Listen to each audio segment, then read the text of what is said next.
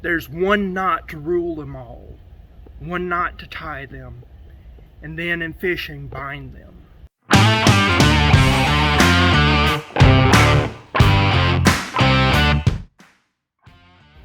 So there's a lot of knots out there, and I believe that you should know some common knots, but there's one knot that if I was going to teach a new angler, I'd say this is the knot that you should learn above all other knots.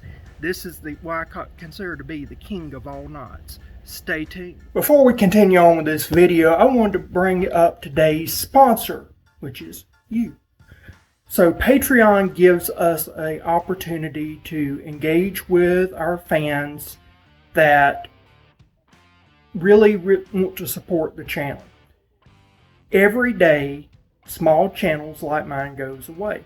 And the reason why is that, 1, YouTube cheats us.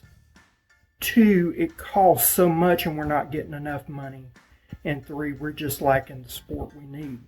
So Patreon gives you a chance to support small content creators like myself so that I can continue putting out the content you like. And the way it's set up is that it's a paid monthly subscription. And so you pay Patreon, then Patreon pays me. And so with each paid level, you get different benefits. So I got Friends of Kin, and that is the lowest level. Then I've got the Squatch Squad, and so that's another level. And then I got Mega Patrons, and so each one has a certain benefit that I think is worth the level of money that you're paying out. And so it is a way that you can help me to shape this channel, for you to support this channel, to provide things that I need monetarily to keep things going. So I need your help, and this is a way that you can help.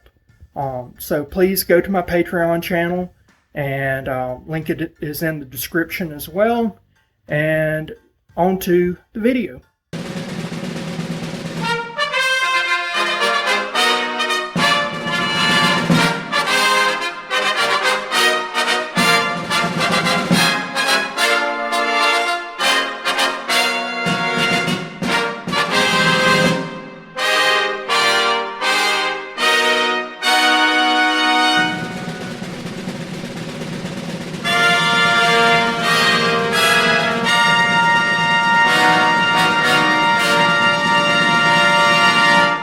Let's imagine that this anchor right here, this 10-pound mushroom anchor, let's imagine that this is a hook.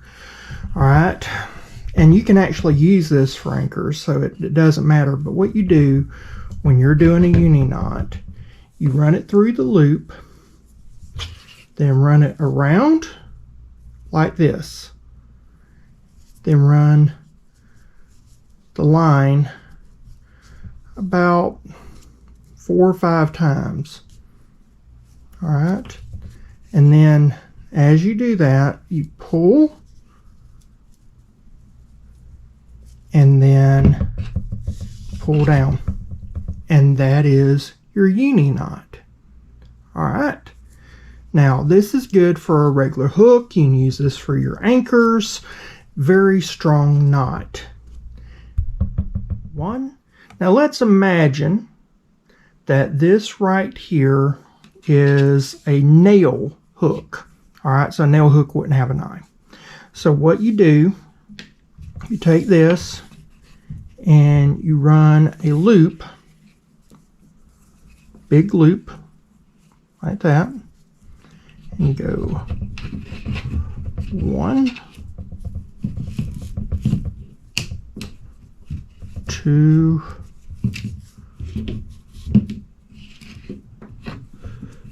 3,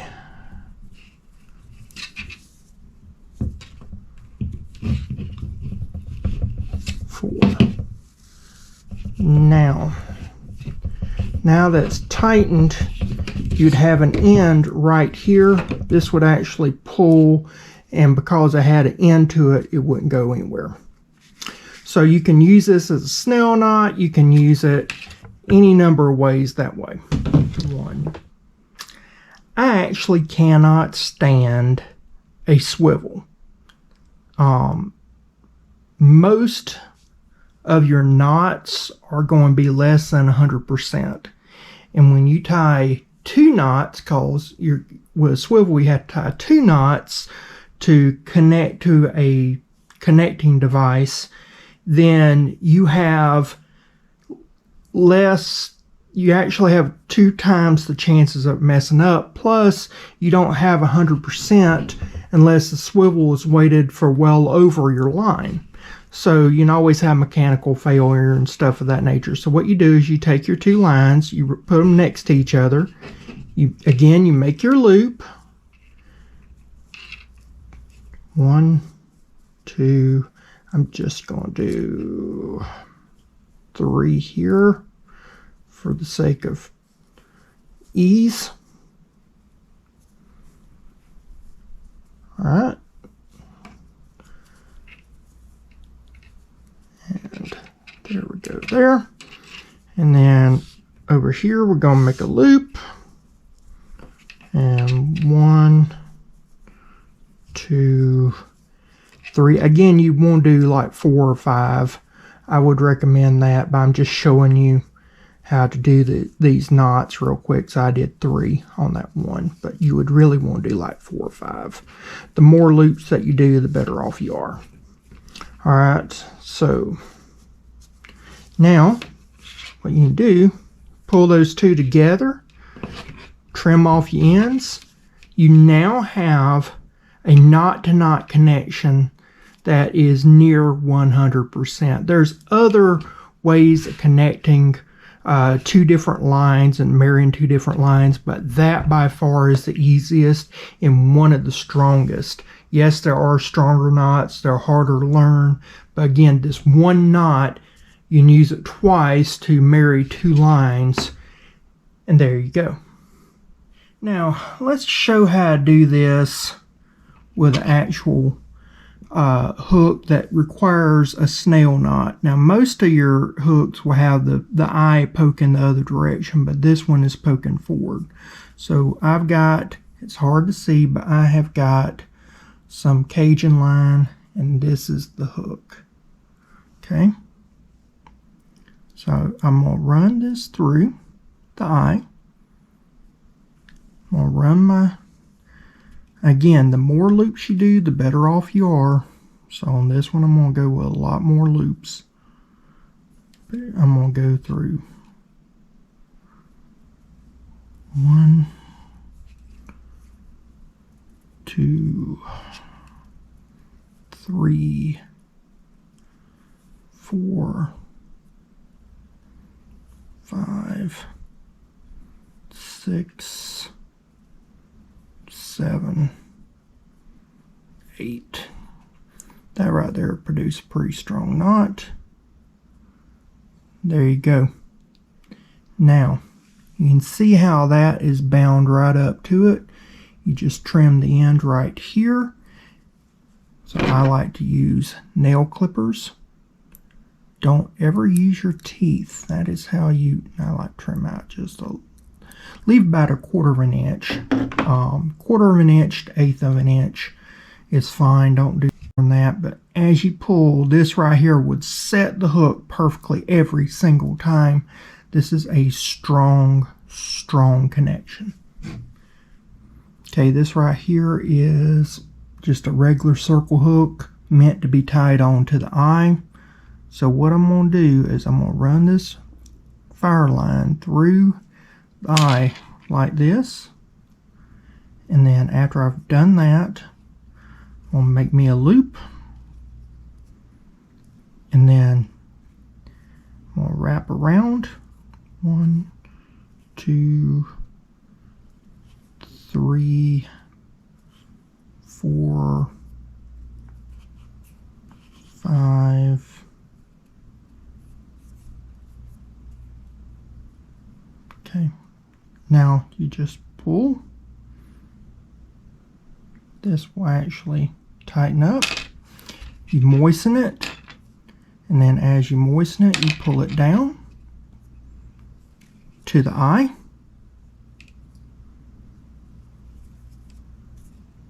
There you go. Again, use your nail trimmers or scissors, whatever you got. My buddy Ricky Wallace, he sells clippers and pliers done with hand-done leather holsters. So I have some of those I'd carry with me fishing. But there you go. Nice, strong. Very strong. Now, I used to actually teach a fishing course at Pensacola State College back when it was Pensacola Junior College. And a lot of times I would teach how to actually make your own equipment. So this right here is an old keychain loop. Just one of those little keychain loops. And this is nothing more than a nail with a small head. That's all it is. And this right here is just a length of bush hook twine. So what I'm going to do is, what I've been doing this whole time, I'm going to run it through, make my loop, and for this I don't need many loops around, so I'm probably going to do about 3 or 4, probably 4, and cinched up. Here you don't have to trim it, but if you wanted to, you could. Alright, so I did it, like I said, building on our knowledge. This is actually a nail, so remember me talking about nail hooks? This is the same thing, but this is actual nail. Again, I'm not worried about trimming. I really don't have to worry about doing too many of these loops, but I'm going to probably do about 3 or 4. That's 1, 2,